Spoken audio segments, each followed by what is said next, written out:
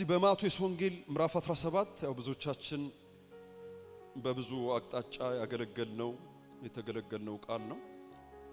ዛሬ ደግሞ ነው ውስጥ ባለው መንፈስ አብረን እንከፋፈላለን። ማቴዎስ ወንጌል ምዕራፍ 17 ከቁጥር 1 ጀምሮ በጌታ በኢየሱስ ስም አነባለሁ። ከስድስትም ቀን በኋላ ኢየሱስ ጴጥሮስና ያዕቆብን ወንድሙንም ዮሐንስን ይዞ ወደ ረጅም ተራራ ብቻውን አወጣቸው። በፊታቸውም ተለወጠ፣ ፊቱም እንደ ፀሐይ በራ፣ ልብሱም እንደ ብርሃን ነጭ ሆነ። እነሆም ሙሴና ኤልያስ ከሱም ጋር ሲነጋገሩ ታዩአቸው። ጴጥሮስም መልሶ ኢየሱስን ጌታ ሆይ በዚህ መሆን ለኛ መልካም ነው። ብትወድስ በዚህ 3 ዳስ አንዱን ላንተ አንዱን ለሙሴ አንዱንም ለኤልያስ እንስራ አለው። በዚህ መሆን ለኛ መልካም ነው። ብትወድስ አንድ ላንተ አንድ ለሙሴ አንድ ደግሞ ለኤልያስ። እንዲህ በሚል ሐሳብ ነው ዛሬ ያው ከዚህ በፊት ወንድሞቼ ካገለገሉበት ሐሳብ ብዙ ሚርቅ አይደለም። ያው ዋናው የማጠንጠኛችን ሐሳብ ስለተሐድሶ ስለሆነ በዚሁ በተሐድሶ ዙሪያ ላይ እኔም የምነካካቸው አብዛኛዎቹ መልእክቴ ያንን የተመለከቱ ናቸው። ሰማያዊ ለውጥ በሚል ሐሳብ ነው ዛሬ ማገለግላችሁ። ምድራዊ ነው ያልኩት። እስቲ ሰማያዊ ለውጥ በሉ እስቲ። የሚፈልግ ሰው አለ ይሄንን ለውጥ? እስቲ እንደገና ድገሙና እስቲ ሰማያዊ ለውጥ በሉ እስቲ። ዛሬ እግዚአብሔር በዚህ መንፈስ ባርካችኋለሁ አለ። እዚህ ቤት ላይ ሰማያዊ ለውጥ መሆን ይጀምራል። እስቲ አሜን በሉ። በጌታ በኢየሱስ ስም ሰማያዊ ለውጥ መሆን ይጀምራል። መቼም ለውጥን የሚጠላ ሰው የለም፣ እኔንም ጨምሮ። ብዙ ጊዜ ስለ ለውጥ እግዚአብሔር በህይወት በአገልግሎታችን ላይ ብዙ አዳዲስ ነገሮችን እንዲያደርግ ብዙ ዘመን እንለምናለን። እንደ ቤተክርስቲያን እንደ ግል ብዙ እንጮሃለን። ለምንድን ነው ምንናፍቀው ብዙ ሰማያዊ ለውጥ በህይወታችን ላይ በዘመናችን ላይ መሆን ያልቻለው? በዚህ ባነበብኩላችሁ ክፍል ላይ እንግዲህ ብዙዎች እንደሚስማሙበት ኢየሱስ ክርስቶስ ይሄ የመገለጥ ተራራ ወደሚባለው ረጅም ወደ ሆነ ተራራ ይዟቸው ወጣ። ጴጥሮስ ዮሐንስንና ያዕቆብን በዛም ስፍራ ላይ እያዩ ተለወጠ፣ ልብሱም ነጭ ሆነ ይላል። በምድር ላይ ያሉ አጣቢዎች አጥበው ማንጣት እስከማይችሉ ድረስ ሰማያዊ የሆነ ክብር በኢየሱስ ላይ መጣ እና ይሄንን ለውጥ የተመለከቱት እነ ጴጥሮስ ያው ብዙ ጊዜ ታውቃላችሁ ጴጥሮስ ቀዳሚ ነው።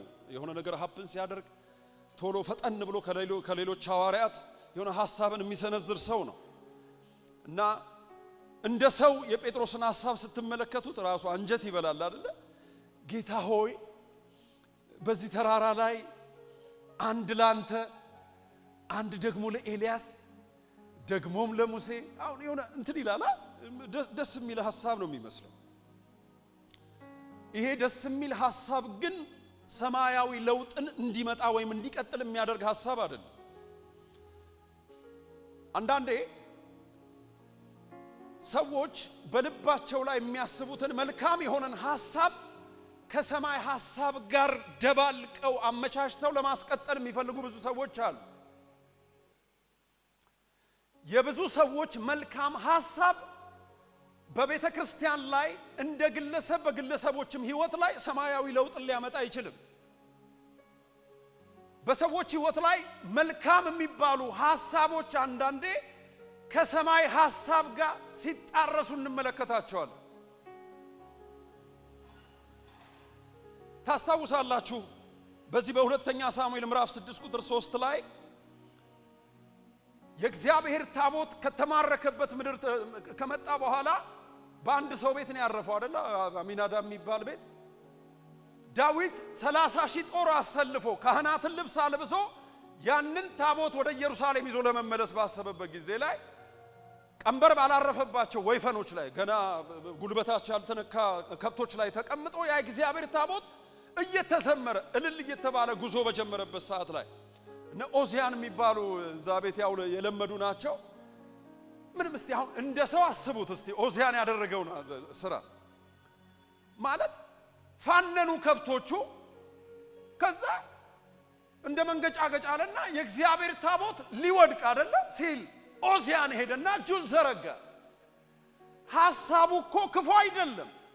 በሰው አስተሳሰብ ስታስቡ አቧራ ላይ እንዳይወድቅ አፈር እንዳይነካው የእግዚአብሔር ታቦት ክብር እንዳይነካው ለመደገፍ ነው።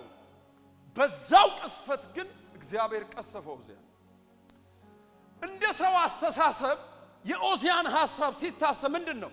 መልካም የሚመስል ሐሳብ ነው። በጎ የሚመስል አስተሳሰብ ነው።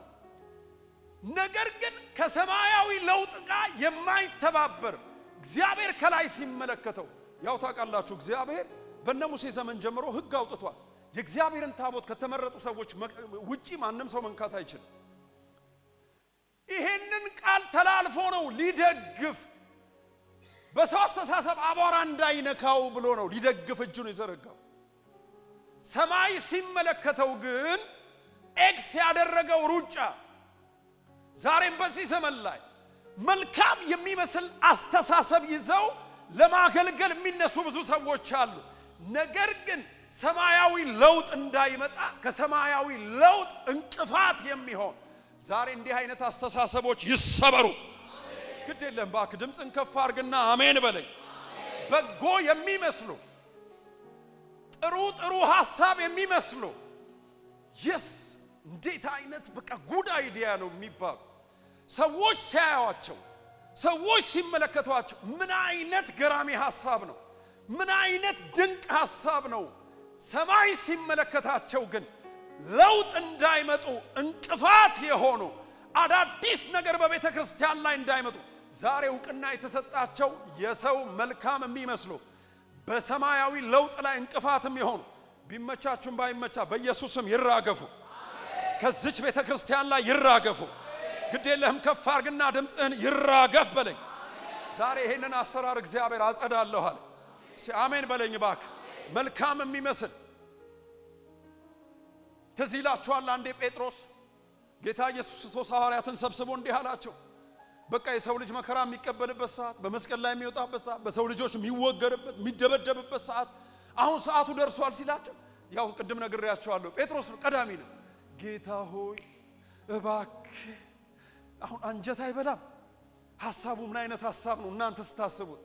ጌትዬ ይህን አይሁንብህ ለኔ አድርገው። ዛሬ እንዲህ አይነት መንፈስ በጌታ በኢየሱስ ስም መልካም የሚመስል የተከሸነ ነገር ግን ለውጥ ፊት የቆመ በጌታ በኢየሱስ ስም እንዲህ አይነት እንቅፋቶች ይጠረጉ። በኢየሱስ ስም ይጠረጉ። አው ሰማይ ለውጥ ላይ የቆሙ ከመለኮት ሐሳብ ጋር ማይተባበሩ yes ዕውቅና የተሰጣቸው ገዢነን የሚሉ የሰው ሐሳቦች ራሳችሁ ለራሳችሁ መሰል ልክ ነኝ ያላችሁት ከምትናፍቁት ክብር ጋር እንዳትገናኙ መንገዳችሁ ፊት የቆሙ መልካማት አስተሳሰብ ልክ ነው ያላችሁት ዛሬ በኢየሱስ ስም ይሰበር። ከዘመናችሁ ላይ ይሰበሩ። ጌታ ኢየሱስ እንዲህ አለው፣ ወይኔ ሐሳብ ያገኘው አላለው። ሂድ አንተ ሰይጣን። እስቲ ድምጻችሁን ከፍ አድርጉና ሂድ አንተ ሰይጣን በሉ እስቲ። በሰው ፊት ዕውቅና የተሰጣቸው ሰማይ ራይት ያላደረጋቸው ኤክስ የሰጣቸው መልካም የሚመስሉ አስተሳሰቦች ሰማይ ዘንድ ስያሜያቸው እንዲህ ነው፣ የሰይጣን አስተሳሰብ። እኔ አይደለሁም ያልኩት በቃ ቃሉ ነው። ዛሬ በኢየሱስ ስም የዲመን የሆኑ የሰይጣን የሆኑ የመለኮት ያልሆኑ የእግዚአብሔር ያልሆኑ መልካም የሚመስሉ ነገር ግን ክብርን የሚከለክሉ ለክብር መምጣት እንቅፋት የሚሆኑ በኢየሱስ ስም እንዲህ አይነት እንቅፋቶች ከመንገዳችሁ ፊት ይነሱ። ከቤተ ክርስቲያናችን ፊት ይነሱ። ከኢትዮጵያ ቤተ ክርስቲያን ላይ ይነሱ። እስቲ በኢየሱስ ስም ይነሱ በሉስ።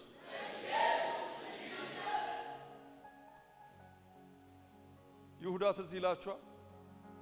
ጌታ ኢየሱስ ክርስቶስ በስምዖን ቤት ራት ተጋብዞ ያው ሴሪሞኒው ልዩ ነበር እና ሴትየዋ ብዙ የተደረገላት ሴት ነች። ብዙ ብታመሰግን አይከፋ። ገላዋን ቸርችራ ያው ሴተኛ ዳሪ ነች። ባጠራቀመችው ገንዘብ ሰው ሌላ ነገር ያቅዳል አይደል? ኮንዶሚኒየም ይላል፣ ሪል ስቴት ሀገሬ ላይ ይላል። እሷ ግን ይቅርብኝ የኔ ነገር ብላ ውድ የአልባስጥሮስ ሽቶውን ገዝታ አወጣች። እንባዋ አልበቃል፣ በፀጉሯ እያወጣች አልበቃል፣ ሽቶውን እግሩ ላይ ሰበረች። ይሁዳ ያ ሁሌ ኮሮጆ ከላዩ ላይ አይታጣ። አሁን ሐሳቡ ጥሩ ነው እኮ አይደለ? ባጉን እንደያዘ ያቺ ገንዘብ መያዣው አሁን ይሄ ሽቶ ከሚባክን እንዳው በእናንተ መነጽር አሁን ከሚባክን ተሸጦ አለ እኮ ለአበበች ጎበና ቢሰጥ እዚህ ህፃናት እንትን ውስጥ ለተቀመጡ ወላጅ ቀባሪ ላጡ ሰዎች ሐሳቡ ይከፋል። እንዴ አሁን ይሁዳ ያመጣው ሐሳብ በሰው አስተሳሰብ ይከፋል። ቃሉ ግን ወርዶ እንዲህ ይላል፣ ሌባ ስለነበር ነው ይላል። ዛሬ በመለኮት ሐሳብ ላይ ለውጥ እንዳይመጣ ይሄ እንዲህ በቃ እንዲህ ሾሎክላካ ሐሳቦች በናዝሬቱ ጌታ በኢየሱስ ስም አየሩን ይልቀቁ፣ ግዛታችንን ይልቀቁ። መልካም የሚመስል በእናንተ ፊት ሲነገር መልካም የሚመስል እኔ አንዳንድ አገልግሎታችን ሊፈተሽ ይገባል ብዬ አስባለሁ። አገልግሎታችን የምሬን እኮ ነው የምላችሁ። እኔ የሆነ እንትን ሁሉ ወደ ልቤ መጣ። ከኑሯችን ወደ ተልእኳችን የሚል እዚህ ቢገባም ባይገባም ከጎን ያለው እሱ ከኑሮ ወደ ተልእኮ እግዚአብሔር ያሻግር በሉ። ምን ሰምና ወርቅ ሆነባችሁ እስቲ?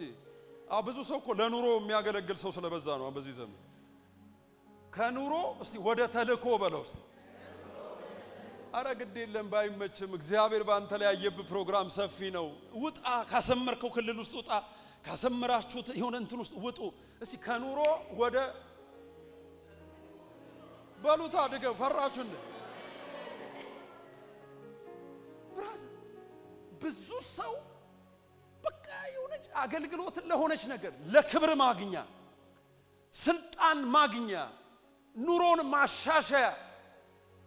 እኔ አንዴ ወደ ጌታ እንደመጣው ጌታን አንድ ነገር ጠየቁት። ኧረ እባክህ የሆነ ክብር ናፋቂ ነኝ፣ የሆነ ክብር ውስጥ አስገባኝ።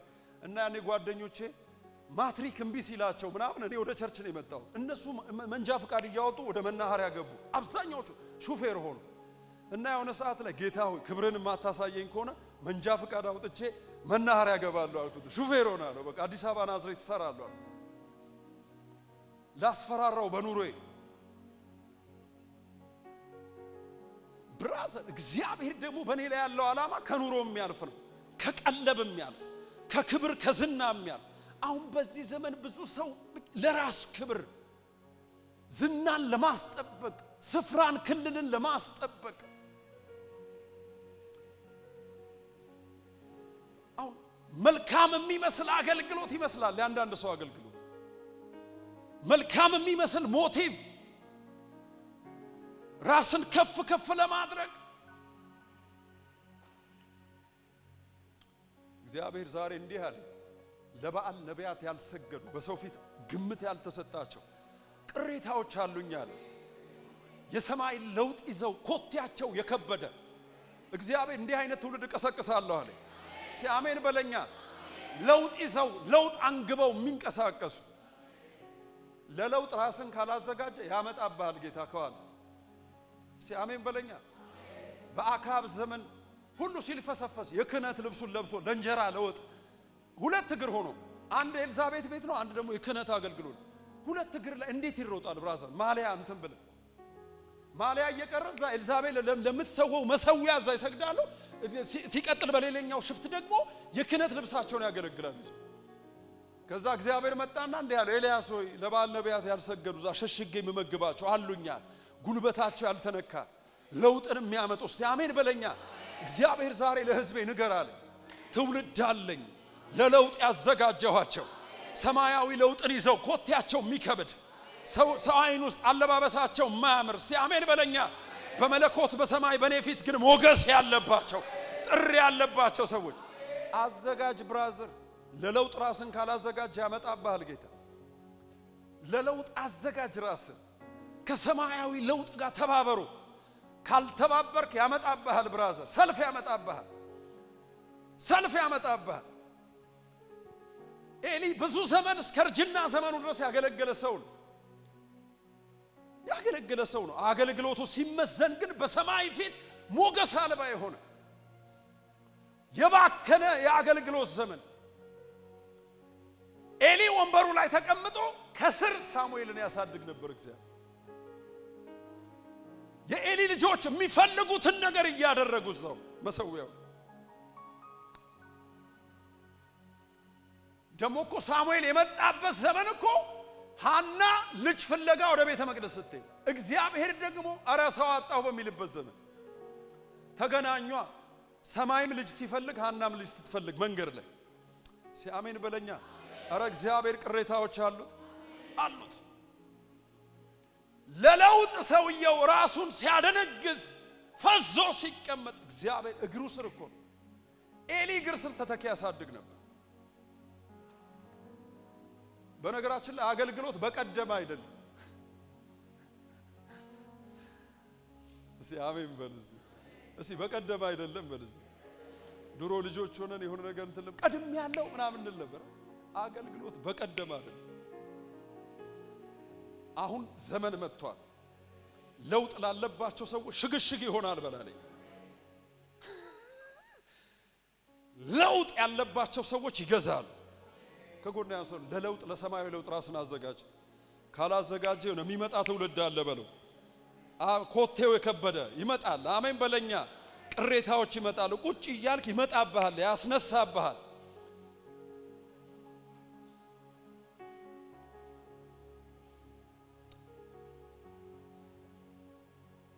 ያድናል ኢየሱስ። በቀደም አይደለም። ክብር የተሸከሙ ሰዎች ይመጣል።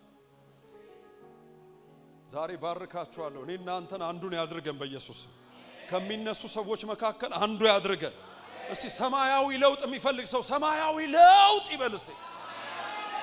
ለውጥ አትፈልግም እንዴ ብራዘር? እኔ ለውጥ ናፋቂ ነኝ ብራዘር። እስቲ ለውጥ በሉ እስቲ። ምድራዊ ለውጥ አይደል? እስቲ ሰማያዊ ለውጥ በሉ። በሚቀጥለው ዘመን ላይ እዚህ ቤተ ክርስቲያኑ ሰማያዊ ለውጥ መሆን ይጀምራል። እስቲ አሜን አሜን አሜን አሜን። አረ መሆን ይጀምራል። አረ መሆን ይጀምራል። ለውጥ ብራዘር እንኳን በመንፈሳዊ ዓለም ላይ ይሁን እቺን ሸሚዝ አሁን ከወር አርጌ በቆም አይቀይርም እንዴ ልትል ገዝተው ሁሉ ልትሰጠኝ ትችላለህ የለውም ብለ ብራዘር እንኳን መንፈሳዊ ዓለማችን ይሄ ፊዚካል እንትናችን እንኳን ለውጥ ይፈልጋል።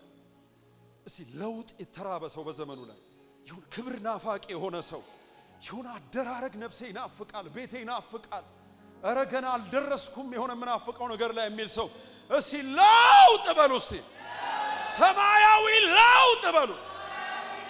ዛሬ የምር እንጸልያለን። ህይወታችን ላይ ሰማያዊ ለውጥ መሆን ይጀምራል። አገልግሎታችን ላይ ሰማያዊ ለውጥ መሆን ይጀምራል። እዚች ቤተ ክርስቲያን ላይ ሰማያዊ ለውጥ መሆን ይጀምራል። ሰው አይን ውስጥ ያልተገመቱ ስፍራ ያልተሰጣቸው ሰዎች እየተቀቡ መነሳት ይጀምራሉ። ምድርን የሚያንቀጠቅጡ አሜን በለኝ ባክህ ለዓለም የሚተርፉ ነቢያቶች እዚህ ቤት መቀፍቀፍ ይጀምራሉ። የወንጌል ሰባኪዎች መቀባት ይጀምራሉ። በሰማያዊ ለውጥ ተቀብተው የሚነሱ ኃያላኖች ይነሳሉ።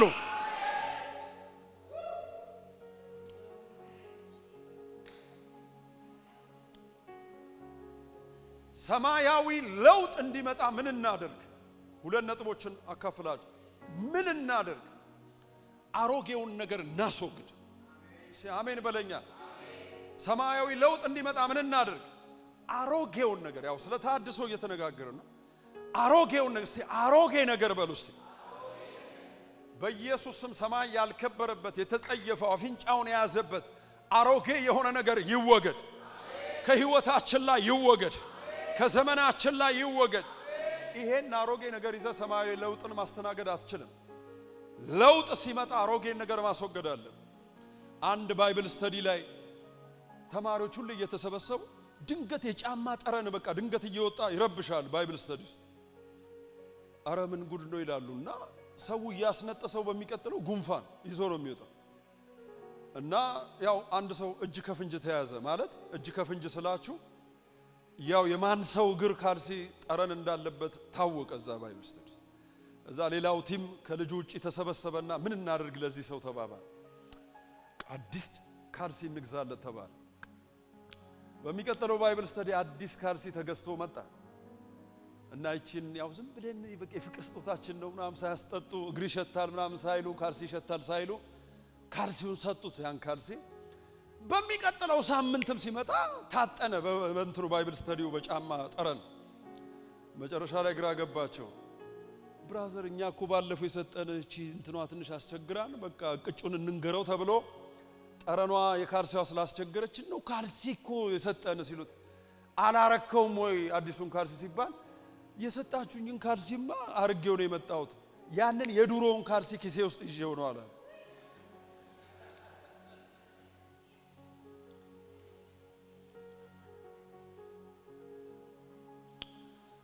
አሮጌ ነገር ከቤታችን ላይ ይነሳ። ብራዘር አዲስ ነገር ከአሮጌ ነገር ጋር ሄድ። እስቲ ይነሳ የሚል ሰው አሜን ይበለኛል። በማርቆስ ወንጌል ምዕራፍ 2 ቁጥር 22 ላይ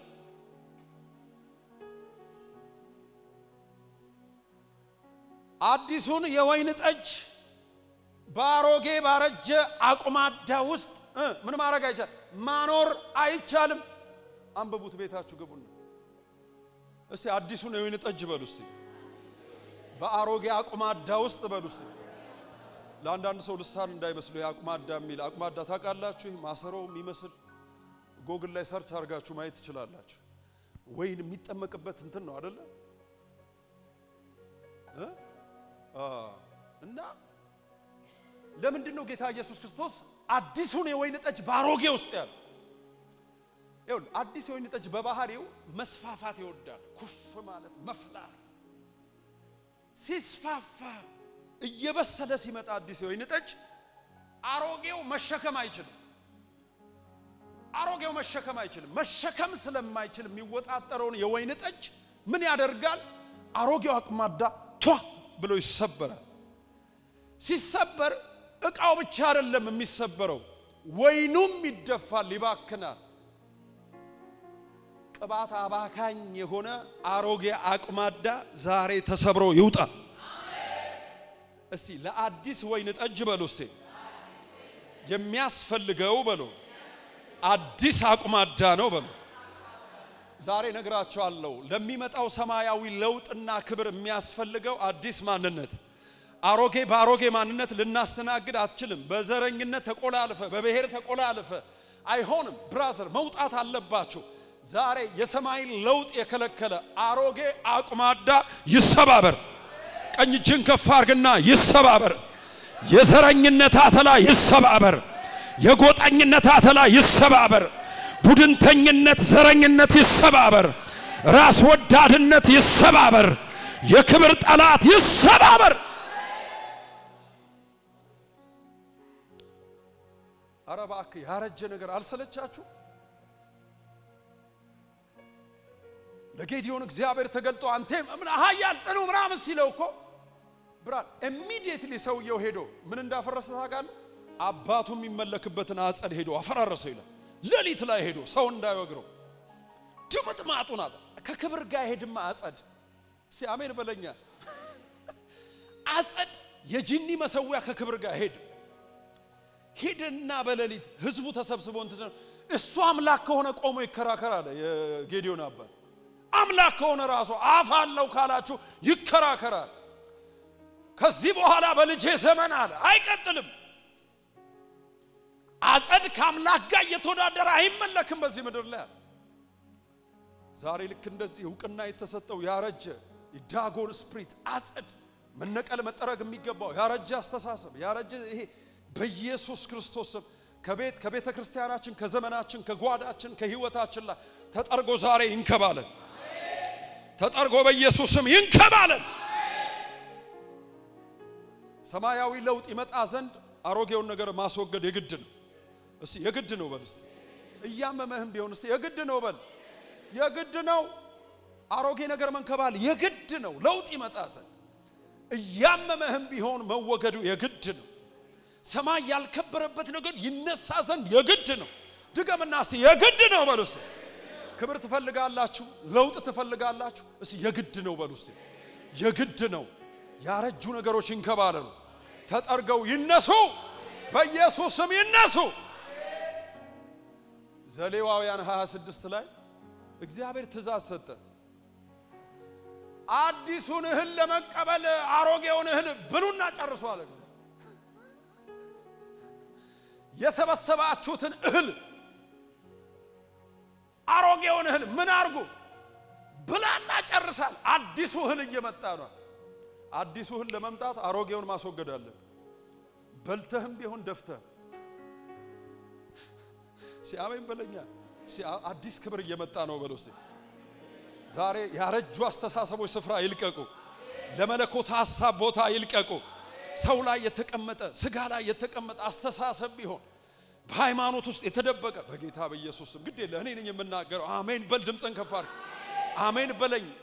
መለኮት አሰራር ፊት የቆመ ለውጥ እንዳይመጣ ዘመን ያስቆጠረ በጌታ በኢየሱስ ክርስቶስ ስም ማላታ ካሻካቲናስ መጠረግ የሚገባቸው ስጋ የሚሸቱ ሃይማኖት የሚሸቱ በወግ የተተበተቡ በስርዓት የተተበተቡ አዲስ ነገር ለማምጣት እንቅፋት የሆኑ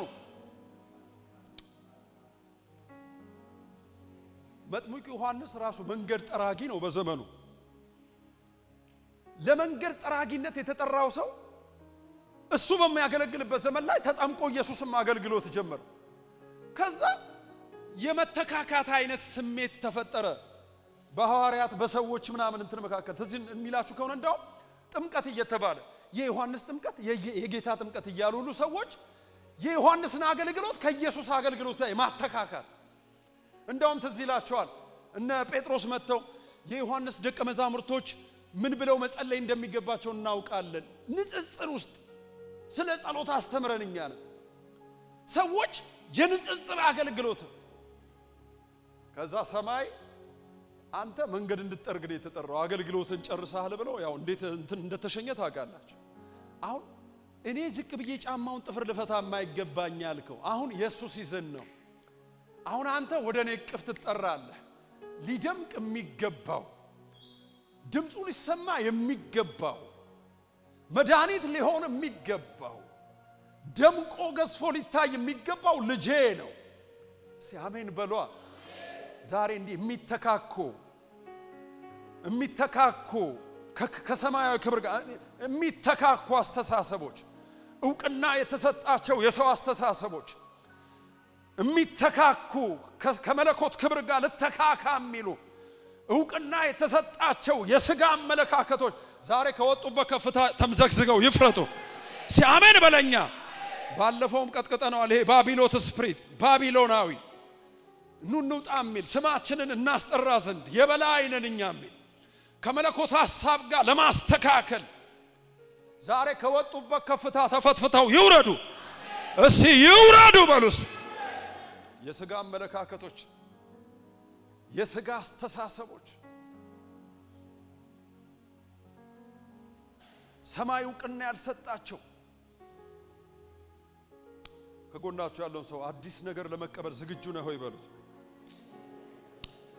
አሁን ዘመን እየመጣ ነው። በቃ አዲስ ነገር የምንቀበልበት ዘመን እየመጣ ነው። ይሄው እግዚአብሔር እየተናገረ ሰማያዊ ለውጥ መሆኑ የግድ ነው በለው። እስቲ ዝግጁ ነህ ሆይ በሉት።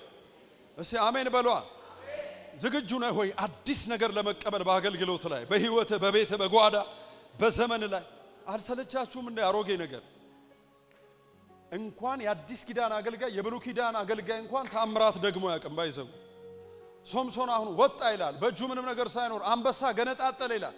ከዛ በሌላኛው ቀን ጠላቶች መጡበት ይላል። ዞር ሲል የአህያ መንጋጋ ጠላቶቹን ፈጀ ይላል። በሌላኛው ቀን ሚዲያማያን ቀበሮችን ምናምን ያዘና ይላል ጅራታቸውን ችቦ ለኩሶ ተከናወኑ ብሎ ጠላት ማሳውስ።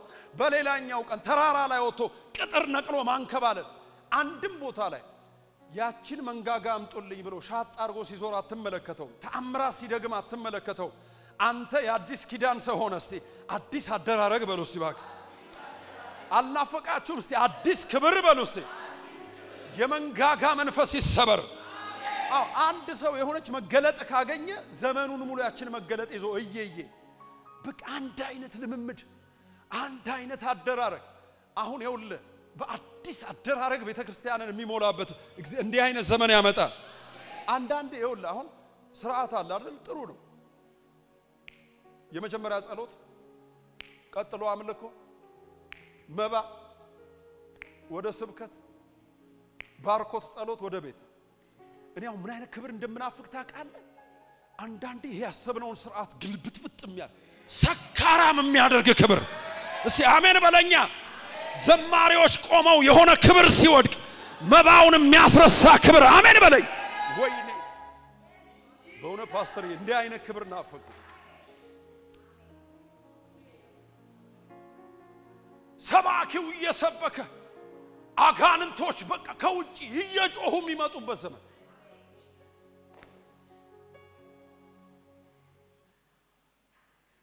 ክብር ሲመጣ አሁን እዚህ ቁጭ ብለህ እዛ ልጆች ጋር ማታስብም ማለት ጥሩ ነው ማሰብ። አይጨርሱም እንደ ሆዴ እየጮኸ ነው ምናምን። ውጪ ስላለው ምግብ የሚያፍረሳ፣ ውሃን የሚያፍረሳ፣ ማዕድ የሚያፍረሳ፣ አሜን በለኛ። ችግርን የሚያፍረሳ፣ ምድር ላይ ያለህን እንቆቅልሽ የሚያፍረሳ ክብር፣ ሰካራም የሚያደርግ ክብር። እኔ በዘመኔ እዚህ ምድር እስካለው በእውነት እዚህ ቤት ላይ ይሄ ክብር ማየት እፈልጋለሁ። ሰማያዊ ለውጥ ሲሆን እፈልጋለሁ። ድምፅን ከፍ አድርግና አሜን በለኝ። ይሄንን በዘመናችሁ ማየት ይሁንላችሁ።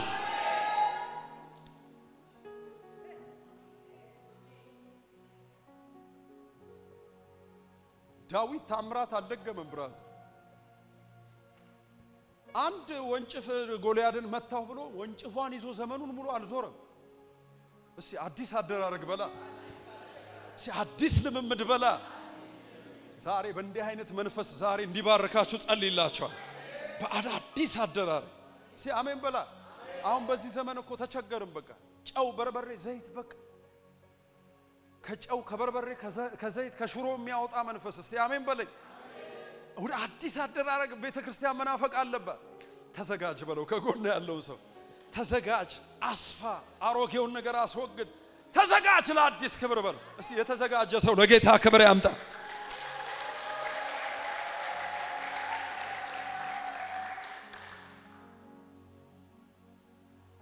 በነ ጴጥሮስ ዘመን ከዚህ በፊት ሰው በውሃ ላይ እየተራመደ መጥቶ አይቶ አያውቁም። ከኢትዮጵያን ጋር የሚያመሳስላቸው ብዙ እንትን አለ። ሌሊት ከ9 ሰዓት በኋላ በአራተኛው ክፍል ላይ ነው ይባል እና ቀትር ላይ የጂኒ ሰዓት ነው ተብሎ ይታሰባል። ጂኒ ነው አሉ። በውሃ ላይ እየተራመደ ሲመጣ ምታት ነው አሉ። ምን ማለት መሰለ? ምታት ነው ማለት ሰይጣናዊ ነው ማለት። ሰይጣን እየተራመደ መጣ ወደኛ። እኔ ነኝ ያላችሁ ሲአሜን በሏ። በእውነት እንዲህ አይነት በሚራክል ጌታ እግዚአብሔር ቤተክርስቲያንን መሙላት ይጀምራል። አትደንግጡ። ገና ብዙ አደራረጎች መሆን ይጀምራሉ። ጌታ ብቻውን የሚሰራበት ዘመን ይመጣል። እዚህ ቤት ሰምተናቸው ማናቃቸው ሚራክሎች፣ ፈውሶች መሆን ይጀምራሉ። ግድ የለም በማንም ዘመናት በእኔና በአንተ ዘመን መሆን ይጀምራል። አሜን አሜን አሜን አሜን አሜን አሜን አሜን። እስቲ የዚህ ክብር ናፋቂ የሆነ ሰው ለጌታ ክብር ድምቅ ያለ እልልታ ጭብጨባ። ናፍቆቴ ኢየሱስ የስ ሃሌሉያ።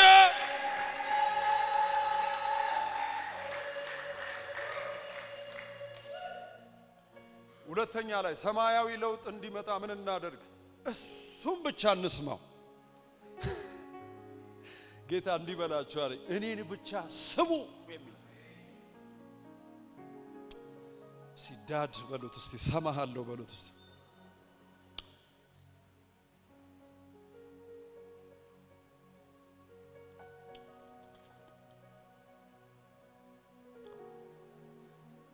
ዮሐንስ ወንጌል ምዕራፍ 2 ቁጥር 5 ላይ በዛ በቃና ዘገሊላ ሰርግ ላይ ታስታውሳለህ። ብዙ ሽር ጉዶች ነበሩ። ወይን ጠጁ አለቀ። ህዝብ ተጠርቷል።